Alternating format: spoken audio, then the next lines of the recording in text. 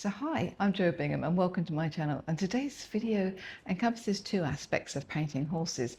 So the first one really is some tips for people that haven't painted many horses before. It's just about the process to deciding and to start painting a horse. And the second bit, I've actually just done a sort of speeded up version of I finished the painting. So this is the painting that I actually did. And so yeah, that's what the video is all about, and I hope you enjoy it. So here goes.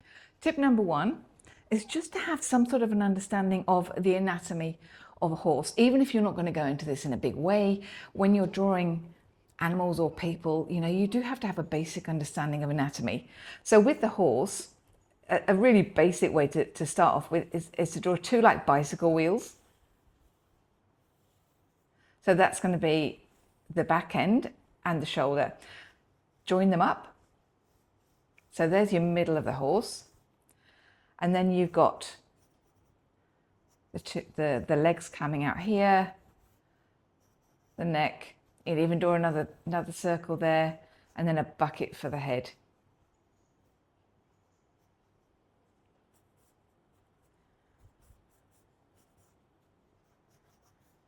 So obviously that's giving you a really basic sort of horse shape, but then there's so many tweaks and little bits that are really important when you're drawing the legs. For each knuckle or for each joint, you can use another circle.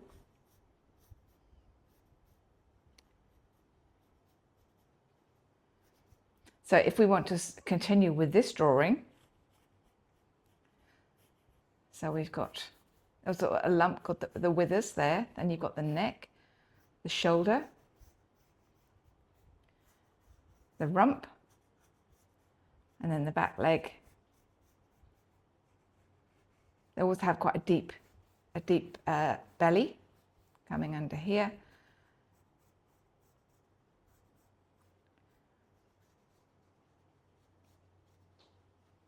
So again, if you want to use your circles for the joints,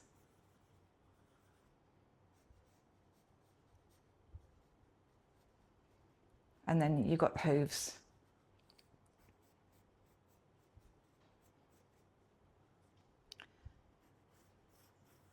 And tail and mane.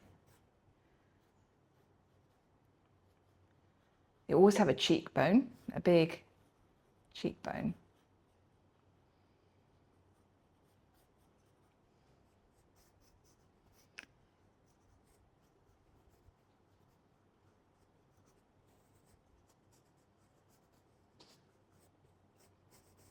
So it would be a good idea just to have, just do some doodling. Just to get the initial idea of what a horse looks like, and make sure you get the correct amount of joints. That's where so many people fall down, is that they put the joints in the wrong place, or it just doesn't look real.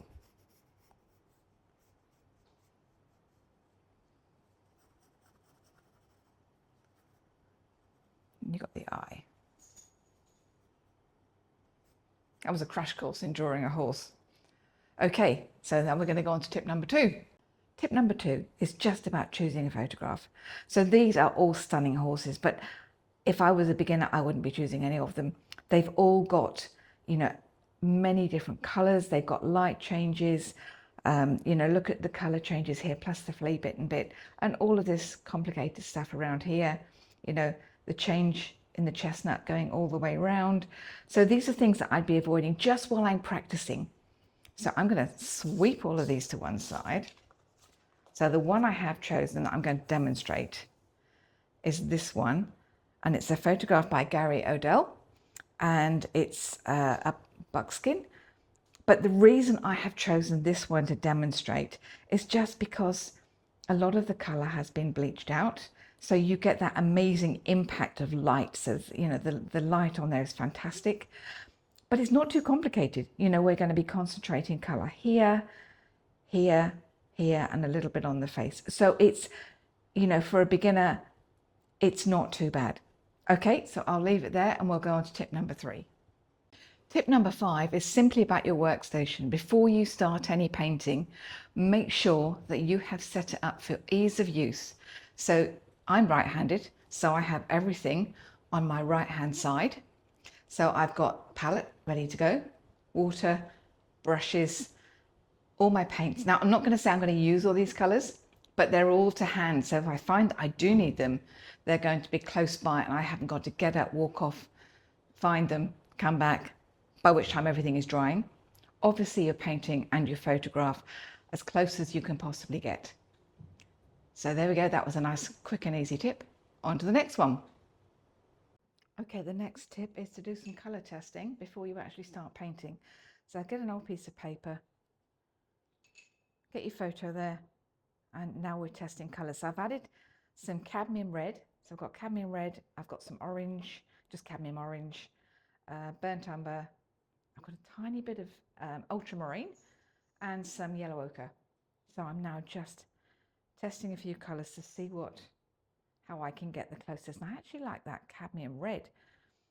That is a good colour.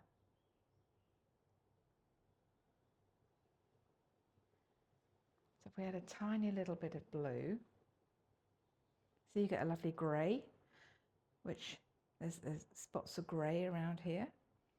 I'll just let you know I've been over this, but when you get your palette, when you get a palette like this, you put your colours around the edge and mix pools of paint, but don't mix your pool of paint all the same colour. They're different colours all the way around, so you have access to lots of different colours as you're painting, so you're not constantly remixing and remaking, or squeezing out more paint and being very wasteful. So this is quite an economic way to do it. Okay, so we're going to go on to the washes for the next one. Okay, so for this tip, we're going to start laying a wash down. So we'll start off on this side and we'll see how we go. So it's really essential that you start with a wash for every single thing that you do, because you're laying the groundwork down. Now I will start off by talking, but at some point I may start speeding the video up so that you don't get too bored. So as the last tip, I now have my colours together, so I can actually start painting.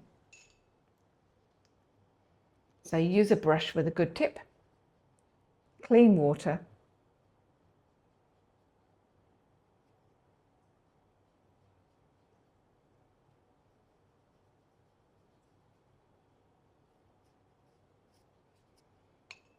actually I'm going to keep going round.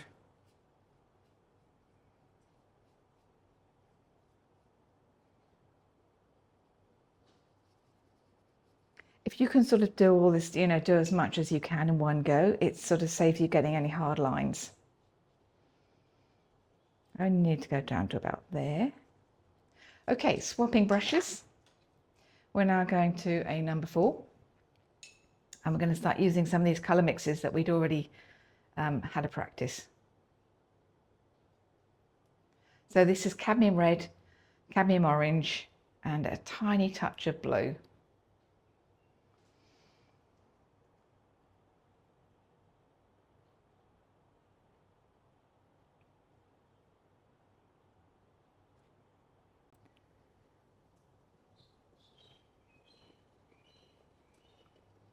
So you only need to go up to about there. I'm now going to wash my brush clean, and I'm just dabbing it on this piece of kitchen towel here because I now want to blend. So I'm just using my brush as if I had a pencil.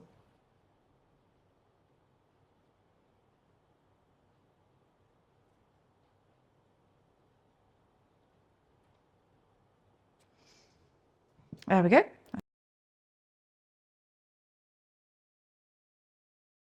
So as you lay your colour down, you'll be looking at it and making decisions as you go along. Is this the right colour? Do I need to change it? Do I need to add more orange, more blue, more red, or a different colour altogether?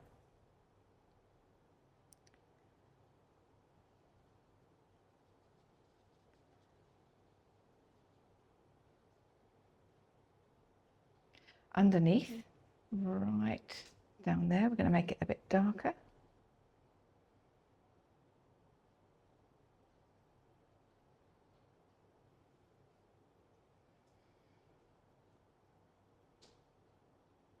So this is dry here.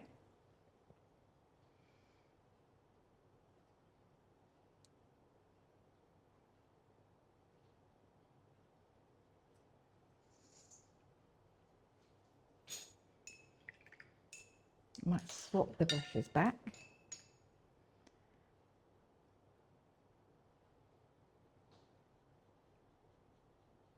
I think I've got the fans on, that's why it's drying so quickly. It doesn't matter though.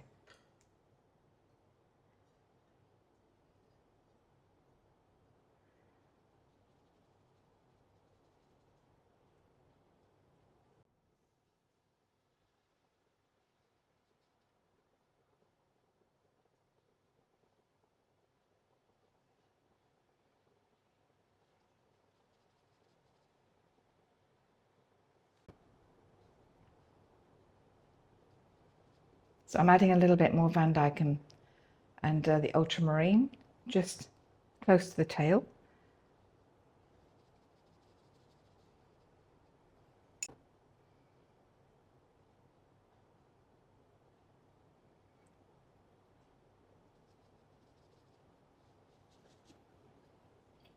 Then you get, if you see it starting to dry, just get your big brush washed clean.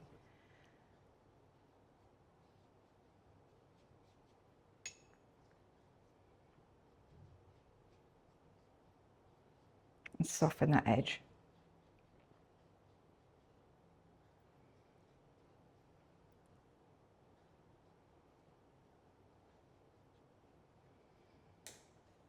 So when I'm blending, I prefer to use the smaller brush, just when I'm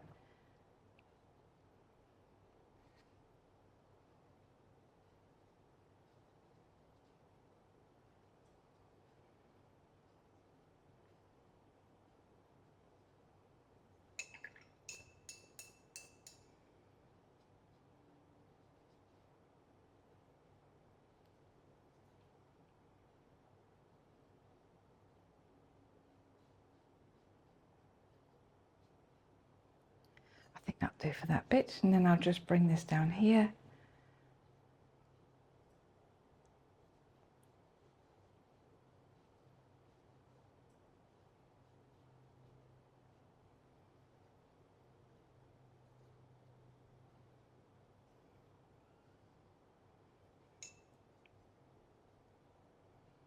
So I'm just now trying to blend the back rump area into the leg.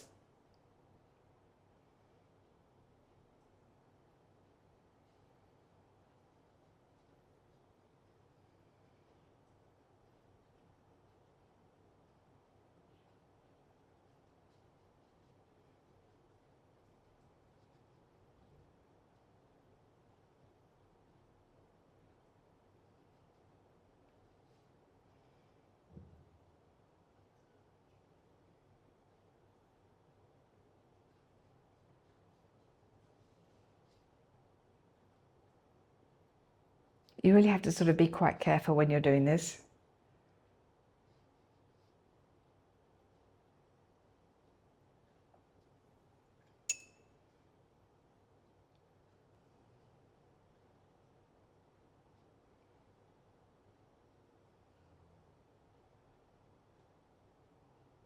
Lots of blending involved.